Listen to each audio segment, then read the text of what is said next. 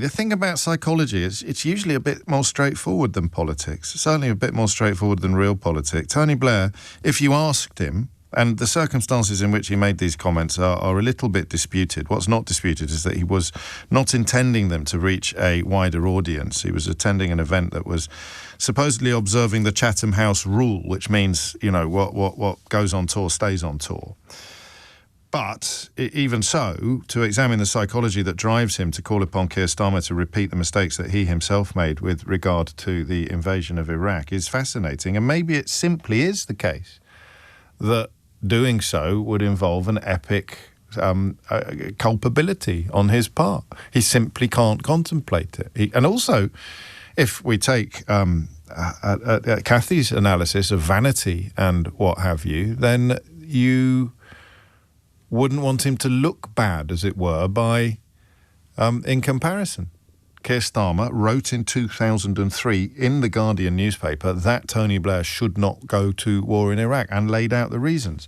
And speaking of reasons, here's the Chilcot checklist, all right? The 10 things that would, having spent 7 years and £10 million on seeking to learn the lessons of Iraq, here are the 10 things that we should do now that we didn't do then. Question number 1, vision. Why do we care? What does this mean for British interests? What are the risks of acting or doing nothing, including in the longer term? What is different now? So there's your question. What is different now compared to a year ago, or 5 years ago, or 10 years ago? Answer, well, nothing. And of course, we can thank Benjamin Netanyahu for that, because he's been gibbering on about how Iran is just days away from having terrible, terrible weapons capabilities since at least 1996. And, of course, they told us 9 months ago that they destroyed them all. So the worst case scenario is that you can't trust them. The best case scenario is that you can't trust them and nothing is different now. Analysis. Point 2, what is happening now? Where are you getting your evidence from? Have assumptions been exposed to analytical tools or external challenge? Hands up if you think Donald Trump has taken really expert analysis and advice over the wisdom and feasibility of this exercise. Go on, hands up now. Put your hand in the air if you think Donald Trump has consulted the finest legal and military minds in the world. Because if you're putting your hand up now, I've got a bridge I'd like to sell you. So that's point 2. And this isn't some made-up checklist on flipping BuzzFeed. This is the consequences, the results, the distillation of the Chilcot Inquiry. What is happening now? Have assumptions been exposed to analytical tools or external challenge? Donald Trump wouldn't know an analytical tool if it sat on his head. Number 3, scenarios. What might happen next? Have you looked at a range of options and scenarios and consequences that could flow from these? Donald Trump told us that they accidentally killed most of the people that they had in mind to replace the last Ayatollah, and didn't tell us that he would actually be replaced by the new Ayatollah, who is the old Ayatollah's son. So have they done point 1? No. Have they done point 2? No. Have they done point 3? No. Point 4, what should we do? This is your options. Have you designed your options collaboratively, built-in challenge, and presented ministers with clear information on risks, opportunities and costs? Keir Starmer has done that, of course. That's why his position changes after Iran attacks British allies and, to a certain degree, British bases. This is the point that I really want you to understand, because I met some perfectly decent people this weekend who didn't. When they launched the illegal attacks, Starmer observed international law and stayed out. When Iran responded, Starmer observed international law and got involved. They are two completely different propositions determined by two completely different sets of circumstances. And then we come to number 5. How do we ensure that action is lawful? Again, Starmer's got it right, Trump has got it wrong. What is the wider legal context? Are ministers aware of any legal risks? What are the policy implications? How will you ensure that any legal basis remains sound if circumstances change? That's just 5 of them. This from 10 years ago, give or take a couple of months. Tony Blair has rejected the Chilcot Inquiry's criticism of his decision to lead Britain to war in Iraq in 2003, but expressed sorrow, regret and apology for some mistakes he made in planning the conflict. I think that the image is coming into focus, isn't it, here? The idea that Tony Blair, by rejecting Chilcot, essentially puts himself in a position where he has little choice but to encourage Keir Starmer to make the same mistakes he made in 2003, but which he denies were mistakes. The original decision to lead Britain to war, which was framed by George W. Bush, remember, as a retaliation in part against the September the 11th terror attacks on New York City, an event that prompted Donald Trump to lie that one of his own buildings had now become the tallest building in New York as a consequence of the World Trade Center being razed to the ground. Again, I do it a lot at the moment. We had a bit of a period where we weren't hitting these marks. We're talking about other things. I hope we return to that soon, if nothing else, for the sake of the people in the Middle East that will be dead soon if things don't stop.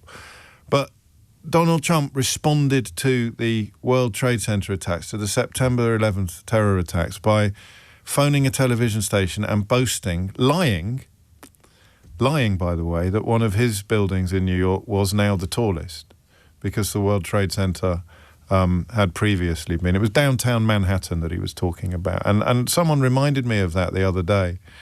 And I thought, no, that must be one of those myths that grew up around him. No one can be that crass. No one can be that hideous, claiming that his building would now become the tallest in downtown Manhattan. And even that wasn't true. So crass, hideous, and horrific if he was telling the truth, but he was lying.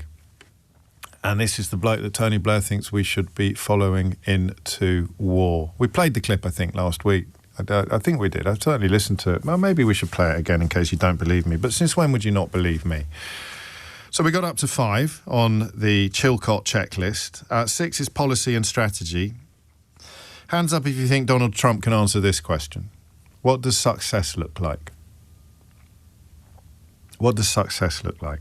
Does a clear strategy and a feasible course of action that will meet policy objectives exist? Is the approach supported by analysis? What do you reckon? Donald Trump has undertaken or has a clear strategy and a feasible course of action that will meet policy objectives? You reckon that? I mean, you'd have to, of course, accommodate the fact that all of his senior regime members have been offering up entirely alternative and even contradictory accounts of why they're doing it. So we're up to 6 on the Chilcot checklist.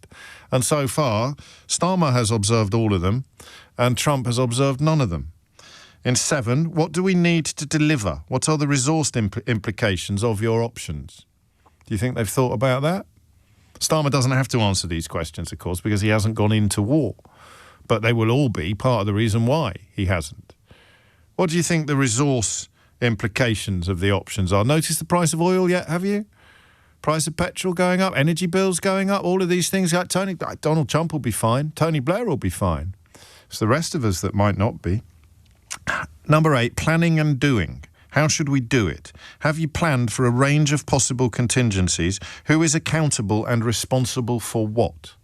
10 million quid, 7 years, 12 volumes, Chilcot Inquiry, key lessons. Number 8, how should we do it? Have you planned for a range of possible contingencies? Do you think the man who accidentally killed the people that he was planning to put in charge had planned for a range of possible contingencies, or the man who insisted that the son of the old Ayatollah would definitely not be the new Ayatollah shortly before the son of the old Ayatollah became the new Ayatollah? Do you think he'd planned for a range of possible contingencies?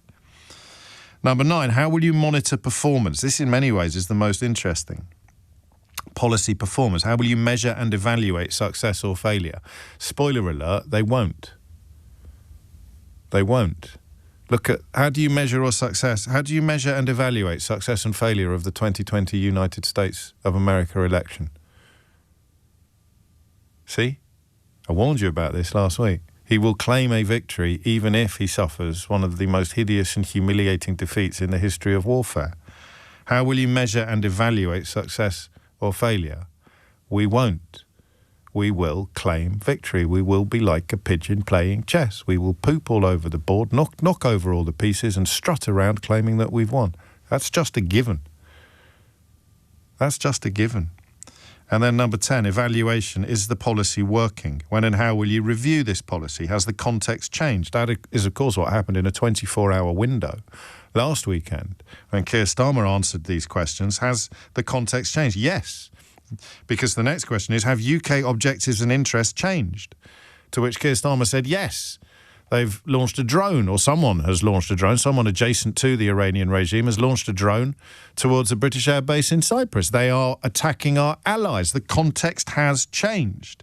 Do you need to change direction? And Keir Starmer responded by saying, yes, a bit. We're not joining the war, the attack on Iran, but we will facilitate and contribute to attacks upon the ordnance or the facilities and installations that are attacking us and our allies. 10 points on the Chilcot checklist.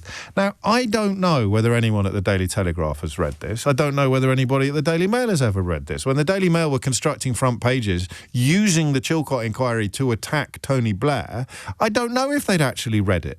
I don't know if they were aware of the Chilcot checklist, the 10 things you're supposed to do in these kind of moments, precisely to avoid a repetition of what happened in Iraq. And that was the point of the Chilcot Inquiry. I go on all the time about the hypocrisy, the fraudulence, the moral corruption of these people, but it's rarely in letters quite so huge. This was designed to stop it from happening again. And they're all not only ignoring it, but they're calling for it to happen again. And Tony Blair has joined in. And we're supposed to be answering the question of why. Why has Tony Blair joined in?